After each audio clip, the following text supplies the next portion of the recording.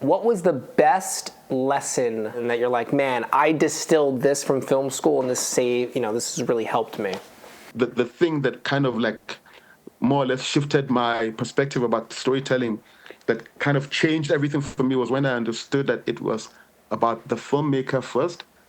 I began to understand the value of being able to write and direct, because it's in that way it's filmmaking. You're not just directing traffic. You know what I mean? You're telling stories.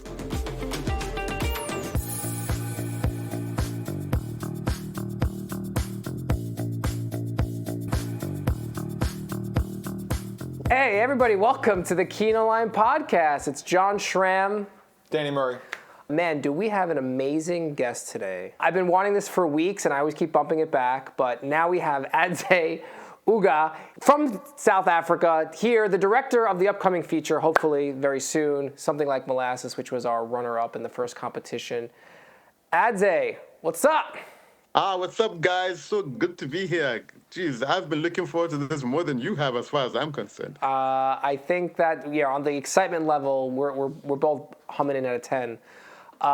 So there's so much to talk about. We want to talk about the biggest South Africa show ever in Shaka that you direct, the upcoming, Something Like Molasses. But before we get into it, we want to know, our audience wants to know, we want to know more about you, okay? So maybe, if you don't mind, we'll just get right into it. Take us through, Sure. Who are you, right? Like, you grew up, how you started loving cinema. Like, we're here all day, so let's just rock and roll. It's okay. I mean, but as far back as I can remember, I've always wanted to be a filmmaker. That's a line from Goodfellas, if you picked up. Of course. The reference. Yeah. Ever since I was a kid, I always wanted to be a mobster, right? Yeah. So originally, right, I was born and raised in Nigeria, right? And life was tough, but I was kind of very lucky because my mom was a social worker and my dad was like an engineer. He worked for the national broadcaster, in Nigeria at that time, and we call them the Nigerian Television Authority, which we in short we call it NTA. Anyway, long story short is that even before we had a TV, like I was that kid that was obsessed with anything motion picture. The moment I saw something on screen, right, I was just glued, mesmerized, hypnotized. I couldn't move. Don't make the mistake of sending me to go get water or a knife or a fork, because if I happen to come across a television set with something playing on it, I'll forget about the knife and fork or the glass of water. That's how obsessive I was about anything on screen. It was like very, very compelling, and as the years went by, I found myself increasingly pulled by narrative. I was understanding and figuring out for myself, the codes, the tropes, the stuff that just made movies work. And I was that kid that I'm quite, what's the word? I'm quite empathic, and every time I feel something, right, I can't wait to share that feeling with somebody else. So if I watch a movie and the movie touches me, I'm the first person in the crowd, whether it's in class or a group of friends, telling them about this movie. I'm like, man, guys, have you seen this movie? Sylvester Stallone and Rambo. He was just like the best. And the next thing you know, I'm telling everybody the story, and they're all enraptured and basically listening and basically eating off my hands. Like I got so good at telling, kids, Yeah. that I played around with stories about movies that in class, in grade school, when the teacher wanted to keep the class busy while she did something, she called me up and made me stand in front of class and then tell the class a No story. way, really? No, really, that's kind of what it was like. So I was the storyteller. They had I forget what book when I first started screenwriting. Maybe it was Sid Field or Robert McKee. They say to learn the elements of telling a story, practice telling stories or pitching your story to friends, because you naturally get into a flow about, you cut out the fat, you focus on the meaty stuff. So I love that you already had that instinct at a young age to captivate your fellow students. But I want to know quickly, because you touched upon something really great about being an empath. I'm an empath as well. What was your first big movie moment as a kid? Like, is there a first movie that really touched you, that really blew you away, that you're like, oh, OMG, this is what I have to do? Well, there were several, but and let me just say, for a kid my age, they were very inappropriate. but but I this is what get growing it. up was all about. The very first film that had me in awe of storytelling was actually Full Metal Jacket. All Stanley right, how Kubrick. old were you when you saw Full Metal Jacket? Oof, I don't know, maybe 12, 13. Oh, okay. I thought you You were going to know, say 4 or 5. no, no, no. I would like the thing about Nigeria, right, was that you didn't really have like a structured film watching community or society. The only way we consumed motion picture was through VHS tapes, and Betamax tapes that came in through exports or imports rather. Yeah. And then movies you could watch on TV. I mean, there was a cinema culture, but then you couldn't really see Hollywood films in cinemas in those days, especially in Nigeria, growing up at that time. That was like 80s and yeah, early 80s. So it was mostly through these VHS films that came in that had already played in cinemas across the world, and now they were straight to video, and then they would come into the country, and you would find neighbors who had access to them, and then you would go home to their houses, and then you would watch. And I remember Full Metal Jacket, and so basically there was no information, if you know what I mean. There was no kind of like marketing that hit us concerning what was coming out. There was no magazines, nothing to reference to say, oh, go watch the next Mission Impossible. No, it was just random luck, that you came across a film that touched you, and so the only way you could find good films was to watch everything, because there was nothing to tell you whether the film was worth watching or not. So everything that came my way, I watched, and luckily for me, I had a voracious appetite for watching movies, so I could spend the entire day, like morning to night, just putting tapes into the VCR and watching and watching and watching till either the head blew or something happened. So that was how hectic it was for me. My mom was a social worker, and she was also very good at storytelling. She told wonderful stories, and I think I got that bug from her. And my dad, working for the national broadcaster at the time, also was able to bring in VHS tapes, and so I found my appetite being fed, per se, in terms of always watching movies, and then sharing that experience with my friends. So that was a big thing for me. So I remember Full Metal Jacket making a big impression. I remember Goodfellas making a massive impression, the very first VCR film that my family got access to watch was The Man with the Golden Gun, the Oh, double oh wow. 007. That Yeah, was the the very Double first 007. one. Yeah, wow. Okay. Yeah, not a Yeah, great film, that but there's some stuff yeah, in there. but in terms of the impression that like, oh my God, you've got to make movies for a living. You've got to think about making movies for a living. It was Full Metal Jacket and Goodfellas. Now, mind you, in Nigeria, basically even on the continent, there was really no structured filmmaking training institution. There was no schools. If you wanted to study film, you had to leave the country. And mind you, there was nobody in my orbit or in my circle that was a filmmaker. I had no relative that was a filmmaker. I had no uncle, no cousin. I didn't know anybody who knew anybody who was a filmmaker. Like it was completely something foreign to my family. You could be a doctor, you could be an engineer, you could be a lawyer, you could be anything. But film was not even in the equation at all as far as a career choice. So it was not something I even considered, because the only way that could have been a career choice is if I left the country.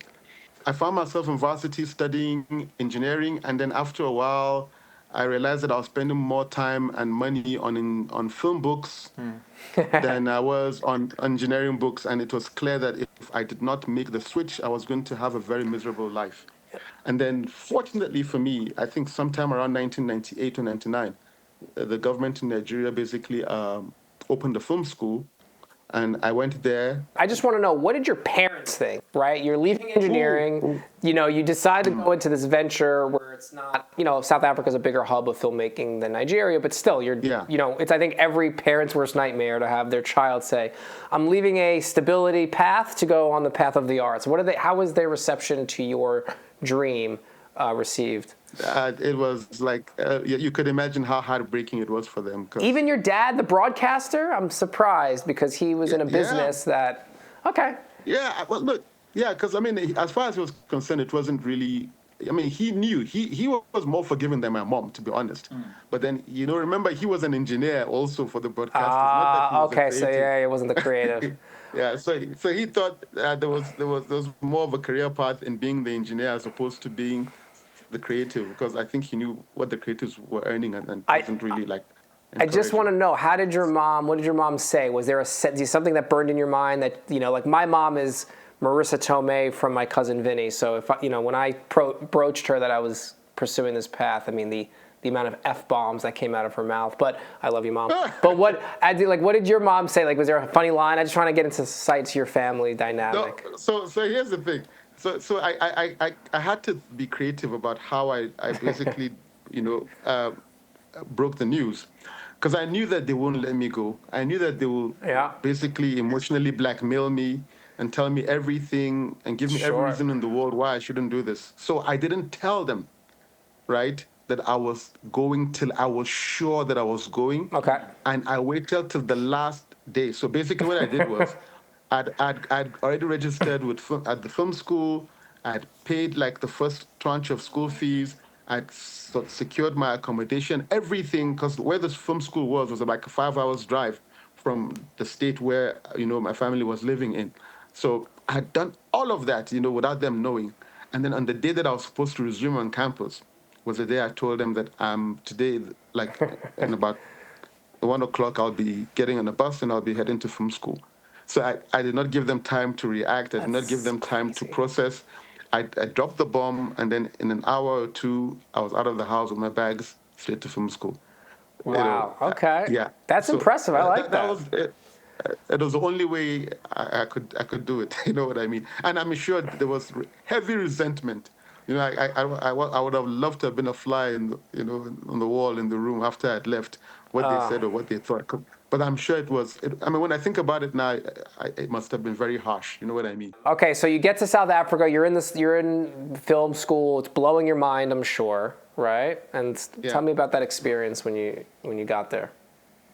Now, so film school in South Africa was fantastic. You know, because the studies in Nigeria were very theoretical. I mean, there wasn't that much.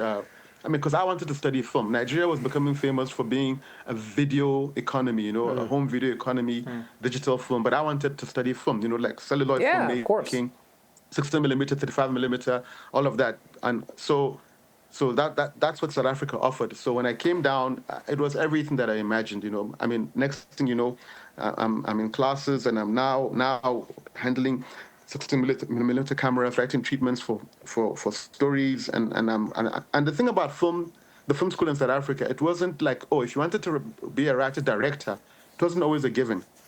You know, they had to kind of like assess you first and then decide, I don't think you'll be a good director, so maybe you should take editing or cine or something else.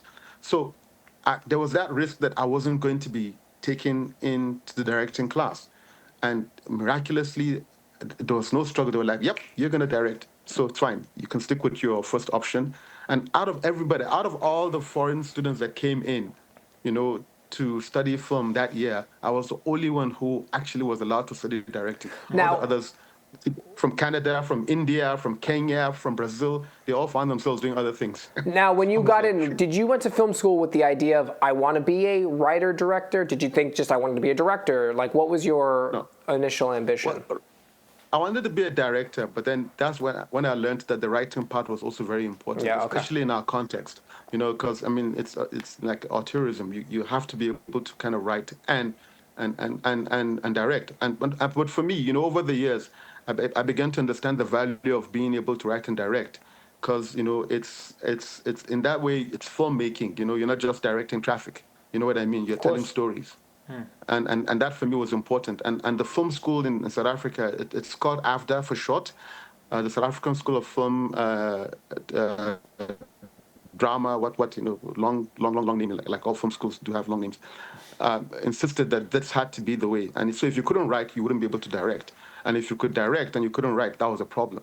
So it was about, you know, going through the ropes, learning that, and I had fantastic lecturers. It was a very fabulous environment in terms of learning, hands-on experience, you know, generating competencies, and of course you make your films. You know, you make your 16 millimeter film, your 35 millimeter film, you know, and you'll sit through all the entire process and everything. It was like that tedious, you know, making a film, having to cut, I you was know, gonna say you're quite. cutting yourself. Yeah. Yeah. You all of that. We did all of that, and you learned the discipline, you know, the patience of it. Because film, I mean, it's not like now that, you know, oh, I can do 70 takes and it'll be fine. You had to kind of go, okay, I've only got one take or two take because I've got 3 or 4, 5 rolls of Rolls film. of film. So Yeah. everything had to be precisely planned, I mean, so we come from that school where literally, the training was that intense because the resources were scarce in terms of, film rolls that you could shoot on. There was no digital video, digital film at that time. It only came in much, much later. So filmmakers now, don't know what they missed. So in your experience of film school, could you tell us what was the best lesson? I mean, I'm sure there was thousands of great lessons from film school, but what is the one lesson that you're like, man, I distilled this from film school and this has really helped me? The thing about telling stories, like we spoke about empathy, right, earlier on. And you watch somebody else's experience, right? And then you go, that's touching, that's wonderful, right? And then when it's time to tell your own story, the big mistake many people make is they don't put themselves in their story. So it's like it's almost like an objective approach as opposed to a subjective one. So you find yourself telling a story that is kind of neither here nor there because you're refusing to kind of take an approach or a lens to see the story through. In other words, you're not putting yourself in it. And I think the biggest lesson, the thing that kind of like more or less shifted my perspective about storytelling, that kind of changed everything for me, was when I understood that it was about the filmmaker first, the storyteller first, right? And his point of view, his experiences, how he imposes his will per se, on the subject matter. How he relates with that, and then he puts that in the story. I love that. I just love that. And just for our viewers at home, this is a screenwriting lesson that, Tarantino even says the same thing, is that every movie he makes, he'll always have a friend call him up and be like, hey, was I that character? Because he takes his real life experiences and puts them in the film. And I think for those at home that are, where do I go? How do I make my screenplay pop off the page? Like what Adze's saying is put yourself in it. Use your real life experience, your mother, your father, your cousins, everything. It doesn't have to be verbatim or literal. It's a metaphor. But I think to instill that human experience into that's what's going to make stuff pop off the page, right, Adze? I mean, I think that's... I couldn't have said it better, John. That's exactly what it was. And that shifted things for me. Because I'd made films in the beginning, and I could tell, I mean, I'm like, you always take it for granted that when you make a movie, it'll be great. You know what I mean? Of course. Everybody takes it for granted. I'm going to make a great movie, and then, you write it and you go, oh, because you wrote it, you love it. And because you shot it, you love it. And then when it's put together, people aren't connecting with it. And then you're wondering, guys, don't you see what I see? And they're like, nah, we're just not feeling anything. And you wonder, okay, what am I doing wrong? What am I doing wrong? But until I learned that lesson, what you just said now, that was when things started changing. Okay. I realized that honesty, transparency, vulnerability, authenticity, about yourself in your work is actually what connects you with other people. And it requires you being courageous, being ballsy. Otherwise, what are we doing? What are we doing? Yeah. What are you doing? Exactly. You're making newsreels. That's right. Don't do that. Love it. Yeah. Danny? Adze, do you think for you, does that manifest in your work with recurring themes, recurring dramatic arguments? Is there kind of a specific through line that you kind of view that empathy through on all your stories? I'm always fascinated by belonging, belonging, acceptance. I don't know why that's a big deal for me. Maybe that's why I found myself resonating so much with Full Metal Jacket and Goodfellas, because it's always, fundamentally it's about belonging. It's about, being part of a community, and sometimes you're the outsider, or maybe you don't even fit in, but you want to belong, you want to fit in. So, I mean, for me, that's always a starting point, because I feel like as human beings, that's always, our thing. We're always part of an ecosystem. It could be our family, our school, our neighborhood, our and then that basically, it carries on as we grow on as a human being. And I mean, when you think about even relationships, what do you want from a relationship? You want to belong. You want your partner to accept you, and with all your warts and all your flaws and your fabulousness. So that's always for me like an entry point, because it's a big thing for me, just to belong, just to be accepted, So when you think about all the various shapes and sizes, that can actually manifest in a story. That always is the first entry point for me. It's interesting that you brought that question up, because I saw one of your interviews, Adze, where you were mentioning about Tyler Perry always bringing his mother into his films, right? And right, that's the same theme, and I would say Michael Mann has same themes throughout his films. Yeah. But yeah, there is something that always stays with us. I find that fascinating. So everyone at home, is there a theme that resonates with you that you would maybe want to explore? As you could see, Adze and the other filmmakers, there's something that bubbles up. Maybe it would be good to figure out for yourselves at home, is there something that bubbles up that maybe you want to explore that maybe you're not exploring, and maybe that'll help with your work. So you get out of film school, you get your diploma, rolled up, and then what happens next? I always love when people leave film school. What are you doing? By the time I was graduating from film school, I couldn't even afford to finish paying my school fees. That was kind of how hectic it was, because I had to try in every way that I could to pay the bills, and I was getting little support. Of course, my parents came around after a while, and then they were trying to help me, because they knew that now I was on my own. But the little that they could do wasn't really enough to kind of like keep me sorted and all of that. But so yeah, by the time it was time to graduate, I hadn't finished paying my school fees, so I was allowed to graduate, but I wasn't given the diploma. So I didn't have it in my hand to go, yay, there it is. But the good thing was that I had a show reel, because I had films that I'd done while I was in school. I had the 16mm film, the 35mm film. So I had these films, and they were good films. They could stand anywhere as, good short student films. So I was lucky I had those. And then, I put them onto VHS tapes, and then send them out to production companies in Johannesburg saying, hey, hi, my name is Adze Ugah, and I'm looking for work. Here's my reel. Take a look at what I've done. See if, you don't mind working with somebody like me. And, of course, I got a few calls that said, oh, nice work, but, nothing. Then one company, I think it was called Penguin Films, and they specialize more in making TV series for South African television. And they were like, look, they have a position open for a third assistant director. But if I'm keen, because they're about to start a project, and well, it's up to me to decide if I would like to do that. But what? And I was like, okay, I've never been on a professional film set before. I've done student films. It's student films. It's your classmates and stuff like that. So now, here's the chance to work on a professional set. But as a third assistant director. And here was I thinking, oh, third assistant director, that means I've got some directing to do. Little did I know. Third assistant directing has nothing to do with directing. Nothing to do with directing, nope. Nothing to do with directing. But then I found myself in that space. I took the job, and I'm like, okay, but I did not relent. I was hungry for knowledge, so I was always, in everybody's face, the director's face, the AD's face. I was that person who was like the dog's body. There was nothing that I did not do. If you wanted coffee, I'll get it for you, even if it wasn't my job. If you wanted a tampon, I'll get it. I didn't care.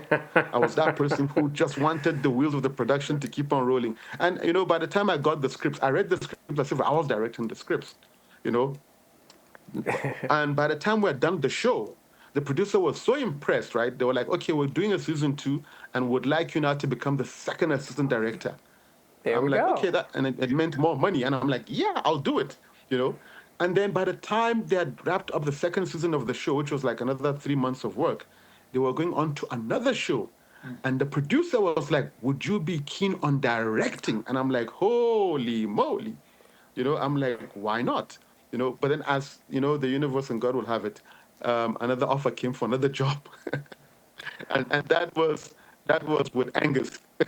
Which we'll get to Angus, but I got to stop you there because, again, so many great tidbits here for everybody at home. This is a perfect example about when you are passionate and it breathes in you, and any opportunity. He took a third AD job and manifested through hard work and persistence and just learning and devouring into a directing job. Like, you can do that. I remember when I started out screenwriting, I read every book under the sun. I called up everyone I could.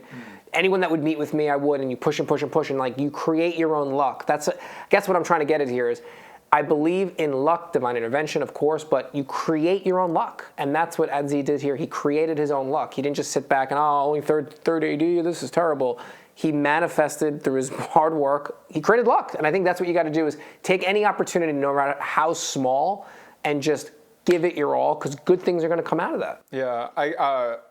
On that note, that first gig you had, your first professional gig as a third AD, did you have any almost like, welcome to the actual business moments? Like like a, I guess, day or interaction that I guess shocked you in terms of what it actually took to be a professional compared to the student film sets? Cliche we have here is like, welcome to Hollywood. That welcome to Hollywood moment. Is there something that on set that kind of just went, you knew?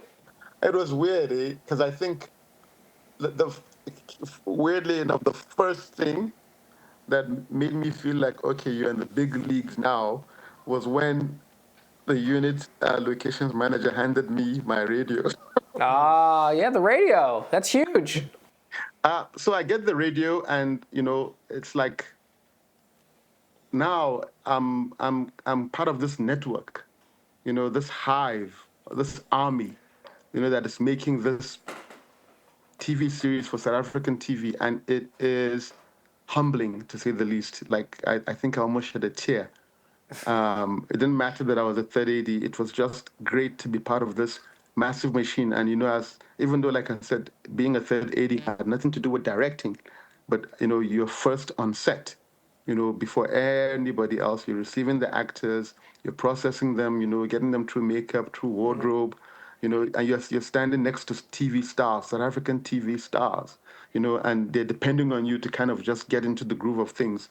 And that was my first entry, into that space, and the overwhelming responsibility of being the person that ushers the number one on the call sheet, from their pickup vehicle to their caravans, and it was just something else. Yeah, it's a big deal. The walkie-talkie is a big deal. Yeah, for me it was a big deal. Yeah, it was like, damn, it's the first time I held a walkie-talkie in my life, though. So it was also like a huge thing, and that was the beginning. So you start these directing gigs. When did you transition from the TV side to the film side? So here's the funny thing, South Africa is mostly a TV economy. Yeah. There are films. We've got cinemas here, Stekinuka New Metro Cinemas, and there are like about 800 of them 800 screens in the entire country. And most of the films that we see, of course, are Hollywood films. So cinema culture in South Africa is mostly Hollywood films as opposed to locally made for South African films. And I've been working on TV projects, TV series for a long time. Then one day, right? This is now me working still with Bomb, right? And we had done a series called Jacob's Cross. And that was the first time Angus and I and Desiree worked together on this series called Jacob's Cross, a Pan-African TV series, and it was fabulous. And then we had the opportunity of attending a workshop, right? And guess who was in town to give the workshop for about 2 weeks? The one and only Robert McKee. Oh. So here we were, sitting down and getting schooled by Robert McKee in terms of story. You know the franchise. I love his book. Yeah. So here was I, writer-director for film school, but ever since I left film school, I wasn't writing. I was just directing for TV. So this is now what, almost 10 years after leaving film school, right? And McKee comes and gives us this course on story. So I decided to put what I learned to practice like straight away. I began writing a script now based on McKee's, what do you call it, his principles and everything. Ideology. Film school, they had their own, everybody has their own, what do you call it, adaptive formula for screenplay writing. And in film school, in our film school, it was called the emotional theme bundling structure. That's what it was called, the ETB structure. And now, so McKee had his own, and okay, so I'm like, okay, this is cool. So I decided to try McKee's out. So I started writing a script based on McKee's structure. And I was just writing and I was experimenting. So I wasn't writing to shoot anything. I wasn't writing to produce. I was writing to kind of put to practice. And I'll write it, and then I'll read it, and then I'll like, it's not working. And then I'll go back to the text, and then I'll write it again. I think I did it for about 3 years. 3, 4, I think maybe 3, 4, 5 years. I'm not too sure now, but I remember always going back to the script and writing it, just trying to get down to, just trying to, do as opposed to just, learn. And then that was it. And I left the script and I walked away. while it was done. Like I said, I wasn't pitching it to anybody. It was just my personal way of, putting to practice what I've learned. Then I'm not even in South Africa. I go back to Nigeria for something personal. And then I get a phone call from a writer that I once worked with. And they're like, do you have any feature film scripts that you would like us to produce? Then I'm like, And they're like, yeah. I'm like, I've got something that I wrote which was out of practice more than anything else. Not that it was, it was not, I'm not intending it for anything, but so they're like, okay, let me just send it to them and then, they'll let me know what they think. So I sent it to them and they were blown away. They were like, no, we love this. When are you coming back from Nigeria? I'm like, no, I'll be back in South Africa like in a few weeks. They're like, please, when you come, we should talk. So, of course, when I landed back in South Africa, they were like, they've got this amount of money. It's not a lot of money, but, they're keen on producing my film, the script. And I'm like, wow. And pretty much that was the beginning of it. So that was my very first South African feature. It was a feature film titled Go Helling. It became a cult classic here, like, really quirky, run and gun, kind of like Robert Rodriguez, when you imagine, like that mariachi kind of vibes. But this was like my own fascination with something that kind of like, and that was it. So that kind of began my feature film career, for lack of a better word, because, because it went to film festivals here, it didn't win any awards anywhere, but it was a very, very popular film with the public. It was like, this is what they want to see. They want to be entertained, they want to have fun, they want to enjoy story, narrative for what it was. And ever since then, it's been just, I've been that person that they come to, oh, please do this, do that, and, X, Y, Z. But you're still doing both, right? You're still doing feature films and TV, which we'll get into Shaka in a second. So because it's... Absolutely. I'm assuming that in the South African landscape, it's tough to probably just be a feature film director. You have, because of the infrastructure of being mostly television based, right? You have to do both? Yes. Is that fair to say? Yeah. Yeah, you have to do both. I mean, you can't make a living if you're making only feature films. Yeah. That's the reality, because they're always few and far in between, and also because, the budgets are always higher and it takes a while to get the money. And the truth is, you don't always get that money back from the cinemas, because your film has to compete with Hollywood films, if you know what I mean. Yeah. So your film's going to go out to cinema and compete with Fast and the Furious. So you're working, you're doing both, right? Yeah. Now, when do you get the call for Shaka? Because for everyone at home, Shaka is, correct me if I'm wrong, is this the biggest South African TV show ever made in terms of production size and budget, et cetera? You could say that, because in the last... So there was originally a Shaka Zulu version made in 1987. Mm-hmm. That was, I think, an 8-part TV series. 8-part TV series, 1987... And that was kind of privately funded by, I think, a mining company.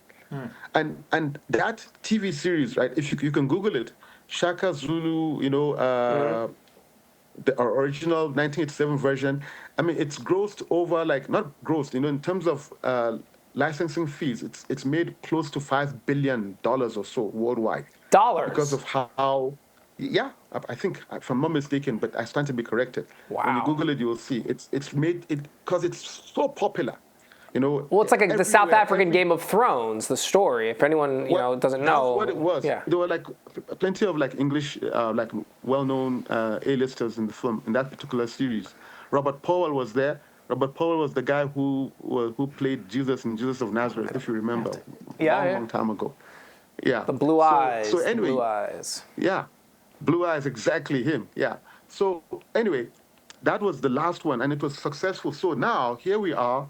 How many years later? I think 20 almost 30 years later, and MultiChoice, which is the biggest broadcaster, right, on the continent, the biggest cable pay TV broadcaster on the continent, want to do another version. But of course, I mean, bombed. Like I said, I've been working with Angus and Desiree on other shows, consistently.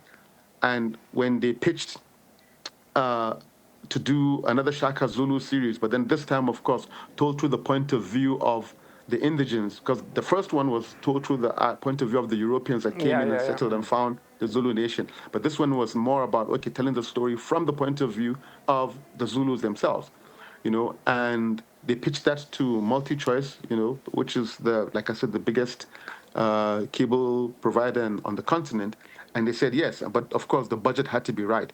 I mean, to be honest, when you think about the budget, right, it's massive for us because on the entire continent, no show has cost this much to make ever. It's that expensive. It's at that time, the budget allocated for the series was the biggest on the continent. Even though when you compare it to what your budgets in Hollywood, it's nothing. It But really it is looks nothing. awesome. I mean, you know what, Ron, we're going to throw up, for everyone at home, we're going to throw up a quick trailer for Shaka to show the amazing work Adze's done. All right, Ron, roll this right now, please. Wamgelekile kwenu usuku lwamakhosi. Sekusamahlobo akho ke wenza isizwe. Uyigweme ipi hlaze komqondo ophusile. Thina siyadudula. Ngiyolwa unqamuka izandla. Yimini uphopotha amakhanda manje. All right, so everyone now has seen the trailer for Shaka. We see how grand the scope is. But if you go try and find and watch it, it's amazing. Adze's done great work. So sorry, Adze, going back in, biggest show in South Africa. I know we were talking, throughout your last shoot on, I think you're in the third season.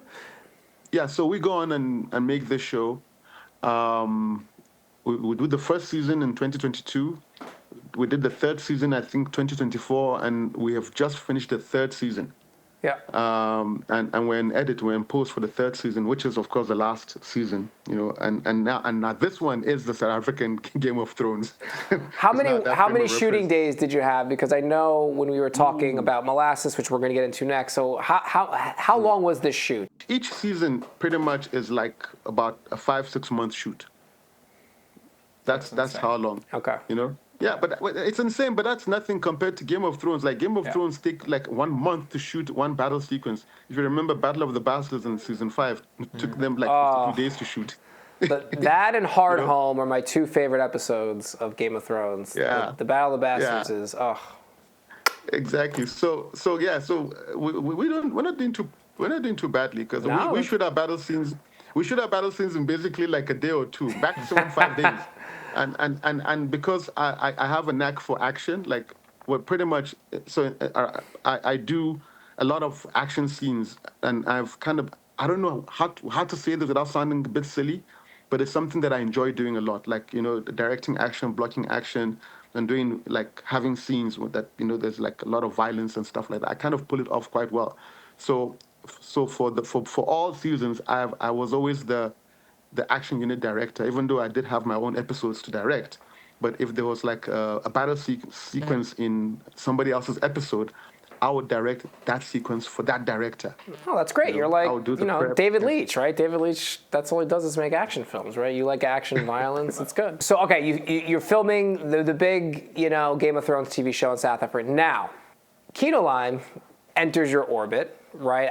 We don't have to get into the details of how we entered your orbit, but there's a Durban Film Institute in South Africa that we connected with. Yeah. So our runner-up as a third place, I can't remember, but in the first competition was a screenplay that everyone at home knows called Something Like Molasses, which is an incredible drama that takes place in South Africa. We call it the South African Moonlight.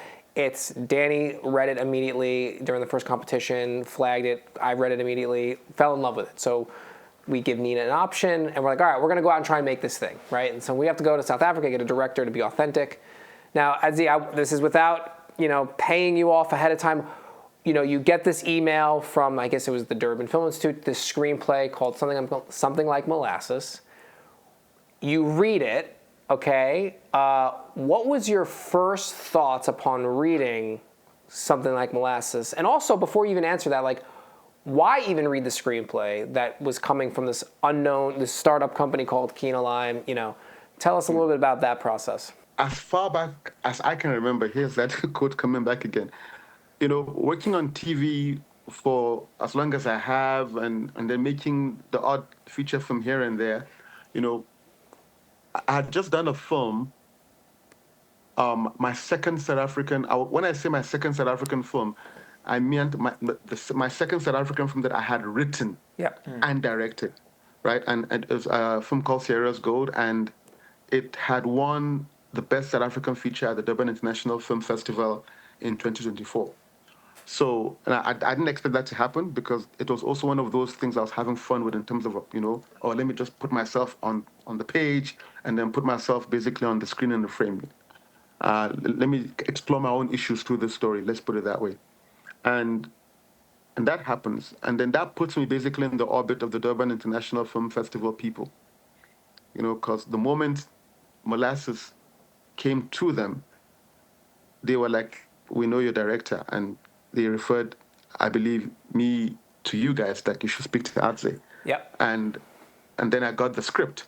Now, I've since, for a very long time, that script that I had shot, that won the Durban International Film Festival Best South African Feature Film, I'd written years ago. If I'm not mistaken, I think even before COVID. Way before COVID happened, I'd written that script. And I've been hungry for where am I going to get a story that really, really challenges me, that forces me to come to terms with my own fears, my own hopes, and my own demons. Like something that really shakes you up and makes you go, okay, is this who we are as a species? Is this our humanity being put to the test or being put on the, under the spotlight, pretty much? And that's exactly what Molasses did when I read it. I was like, whoever wrote this has got to be the bravest person that I've come across. And for so many reasons, African society by nature, we are very, very conservative. Everything's about image. There's a lot. We're obsessed by how people perceive us. We're obsessed by how we look, how we show up. It's not because of vanity, but nobody wants to be judged, if you know what I mean. Nobody wants to be critiqued in a way that questions your humanity. Everybody wants to fit in perfectly, and no questions asked. Sure. Nobody wants to be the freak. It might be a thing in other places, but for us, just going with the flow, being part of the pack is safe, and you'll get by. Molasses, when I read it, it didn't sound like it was coming from somebody who wanted to be part of the pack. This is somebody who was writing something that for them was cathartical, like they needed to vent. They needed to say these things, and I could see and I could feel these things are coming from a place of truth. It wasn't sensationalized drama for drama's sake. The context in which the story is written and what the characters are going through is hardcore. And the crazy thing is, it is not as rare as you might think. It is easily the experience of so many characters living in South Africa. What was on the page there. But I have never come across an expression of it in such a way that it did on the script when I read Molasses. And if anyone that doesn't know Nina, I mean, Nina's incredible. We've had some interviews. Yeah. You can go in our archives and pull up our interviews with Nina, but she's a brave individual. And what's even more, I guess, frustrating is that this was her first screenplay. I mean, she hit it out of the park on her first screenplay. I think it's like her second pass of her first screenplay, or maybe even her first pass. Yeah. I mean, it just shows you the crazy talent that she has. And believe it or not, you were on the list of directors she wanted this. So I asked her, like, who would you want to direct this? And you were one of 2 or 3 people. So when Durban came back and said Adze, I said, oh, I know that name. Nina. She's like, oh, yes, Adze. So it ended up, working out. I don't know whether it's serendipity or convergence or alignment, but yeah, I think we're all. I mean, I want to speak for myself, and maybe okay, I can't speak for Nina.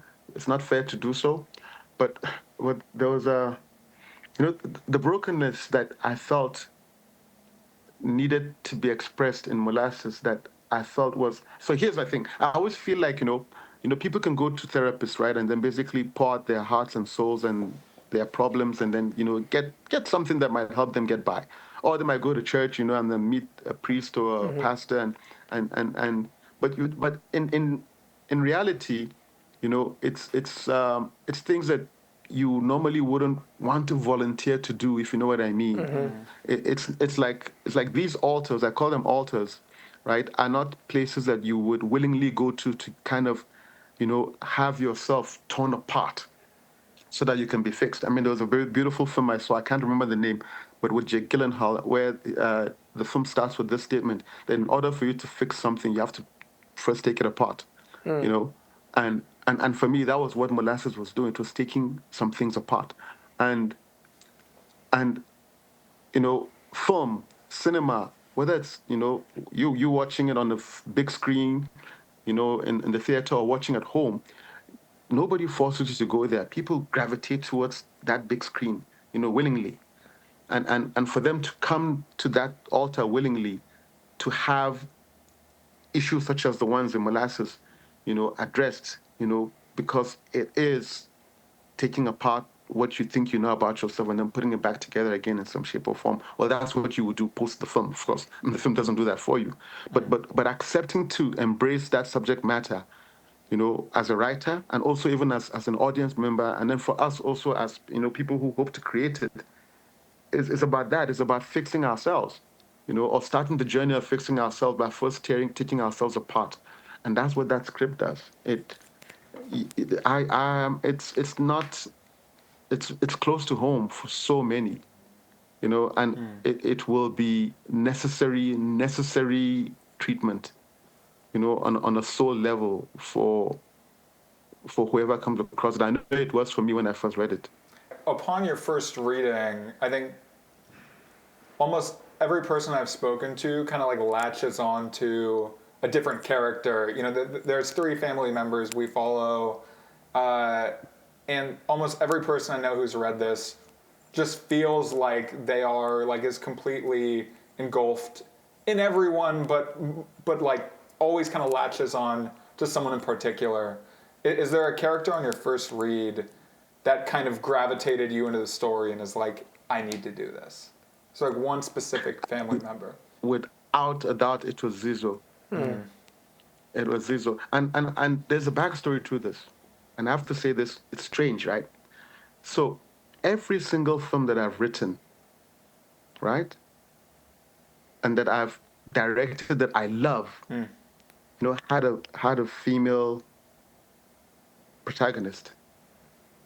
Like, I don't have anything that I've done that has a male protagonist. And this is not by choice. So the other day I was going back to myself, I'm asking myself, why am I always gravitating towards, female characters who really have to go up against impossible odds to just survive and thrive? Why are these stories always speaking to me? Like, I mean, was I a female in my past life? What is it? Why am I always gravitating? And then I realized something, that I think it has to do with my mother. Yeah. I think that I was thinking about it, and I don't know if she ever gets to see this. I'm in trouble. But anyway, because my mom and dad had a very, I early memories of them. They're still alive, by the way. My dad was quite the patriarch, if you know what I mean. He was quite the male man. He was quite the, I'm the man of the house. And that often meant that, he got abusive many times. You know what I mean? And when he got abusive, he took it out mostly on my mom. And me being the first child, I was the firstborn, subconsciously, I always wanted to be able to protect her and defend her against, the abuse. Subconsciously, that always kind of, becomes a thing when I see a female character in a story. I can't help but picture my mom needing to win, needing to fight and win and come out on tops, especially when the odds are stacked up against her. So maybe that's what I'm dealing with. That's the demon I'm dealing with in almost all my explorations when I write or when I direct. And I suppose Molasses, when I look at it, it's not too far from that framework for me. Great art does this, right? Where you read, watch, view something, and it may not even be the author's intention, but there's something about great art that you find meaning in for yourself. Yeah, you could talk about the movie forever. And have talking about the movie. Yeah, and also like different interpretations, right? So it's incredible that you had that self-exploration to see within yourself about your own motivations and what you're gravitated towards as a filmmaker, because there is always something that, you know, we're after as creatives. There, you know, we're trying to solve this one issue in our lives, and the great storytellers have that ability to have that emote and come out. You know, it's unblocked. Whereas Nina, like, let it rip. It was an open gusher of emotion. Yeah, it's really incredible. For everyone at home, we have it on our website, Something Like Molasses. Go to the archives. Please read it. It's truly like a masterclass on writing. I would say, even if you're looking at it from like an early draft phase, to see a screenplay so raw, but what she does so well, it really hits you. It's really worth a read. And, you know, we have, God willing, you know, the filmed version coming soon, where we're trying to piece all the pieces together to make it. But, you know, we have Adze at the helm. I have no doubt, with you leading the way, it's going to be an incredible film brought to life. And the BOMB team, which Adze's mentioned many times on this podcast, Angus and Desiree. I think Angus was nominated for an Oscar as well on the BOMB side. These are our South African partners. So Adze's got a great team over there, and we think it's gonna be a killer film. Oh no, we looking forward to it. I mean, the anxiety is always there, but, you know, are you going to nail this? Are you going to get it wrong? But I think the film gods they've brought us together for a reason. Yeah. You know, if there's such a thing, and I think that the reason is to bring this material out to the world, and make them really stand up and take notice, because it says something about our humanity, and I think it's important that, especially in the times that we live in right now, you know how it is. Yeah. You know, it's too much going around, and you wonder, woof, does even anybody remember what it means to be decent anymore? You're very thoughtful, Adze. I mean, again, people go stalk his Instagram. He's got some amazing interviews. You're a very thoughtful, not only filmmaker, but human being. I truly cherish all our interactions. Every time I get a chance to go on the phone with you, I don't know, it's very different. And I learned this working overseas in the European market, specifically the French film market. It's just, outside of the Hollywood bubble, people have a different perspective of film and how they approach filmmaking. And you said it, you know, you're just always thinking of the humanity from it. And I want to just thank you. So on behalf of the Kinolime team, you've been amazing. And I really thank you for coming on board, giving us your time, your creative input. We really think it's going to be something special. But you're really not only a great filmmaker, but an amazing person as well. So thank you so much for all that you do. Thank you, John. I always say it takes one to know one, so there you go. And to both of you, I say ditto. I agree fully. You guys are both great. Adze, thank you so much for your time. Go get some sleep. I know it's getting late there. We'll have you on again, because there's so much still more to talk about with our Molasses journey. And thank you again, and we'll speak to you soon.